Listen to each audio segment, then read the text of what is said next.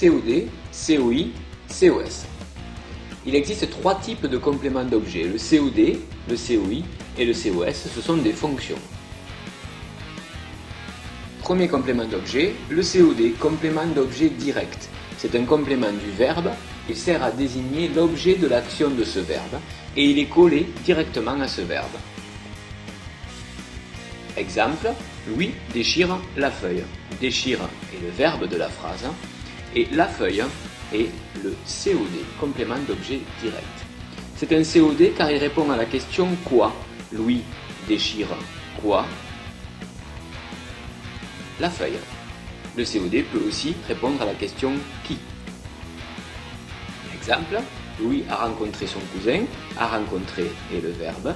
Son cousin est un COD car il répond à la question qui. Louis a rencontré qui? Son cousin. Deuxième complément d'objet, le COI, complément d'objet indirect. C'est également un complément du verbe. On l'appelle ainsi car il est séparé du verbe par une préposition, souvent à, de ou d'autres prépositions. Exemple, elle écrit à son frère. Écrit est le verbe de la phrase. À son frère est un complément d'objet indirect COI car il est introduit par la préposition à qui le sépare du verbe.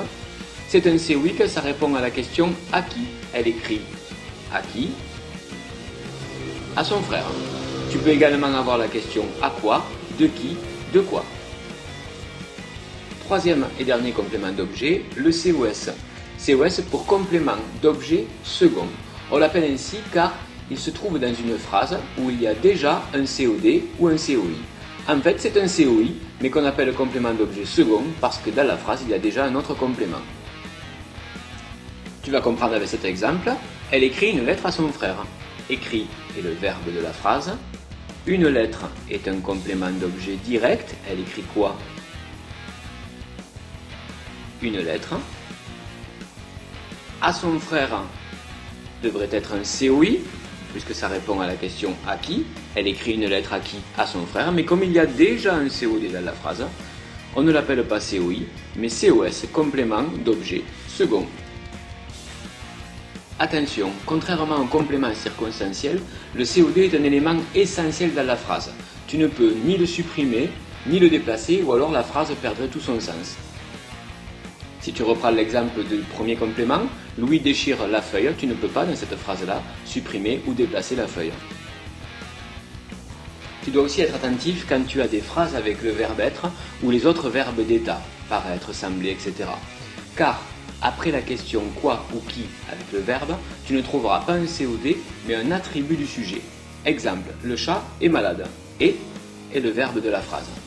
Ça répond bien à la question quoi, le chat est quoi? Malade. Mais malade n'est pas un COD mais un attribut du sujet. Dernier point pour les compléments d'objet, ces compléments peuvent être sous forme de pronoms.